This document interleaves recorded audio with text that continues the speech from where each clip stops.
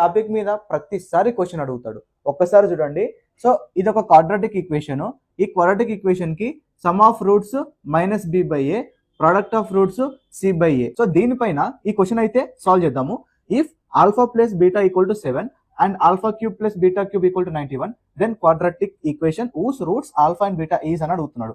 ఒకసారి మీరు అబ్జర్వ్ చేయండి. ఇక్కడ సమ్ ఆఫ్ రూట్స్ 7 ఇచ్చాడు. ఇందులో సమ్ ఆఫ్ రూట్స్ 7 దేనికి వస్తుందో మీరు ఐడెంటిఫై చేయండి. సమ్ ఆఫ్ రూట్స్ అంటే మైనస్ బి బై ఏ అని చెప్పాను కదా. So is equal to, so first option కి చూడండి, మనకు మైనస్ బి అంటే మనకు ప్లస్ 7 ఉంది, 7/1, కానీ ఇక్కడ మనకు పాజిటివ్ 7 ఉంది. So wrong. అంటే ప్లస్ 7 ఉంటే అది సాటిస్ఫై చేయట్లేదు. సో ప్లస్ 7 ఉండేటువంటి క్యాన్సిల్ చేసుకోండి. ఇక్కడ కూడా ప్లస్ 7 ఉంది. సో మనకు ఆన్సర్ ఈ రెండిట్లోనే ఉంది. ఓకే.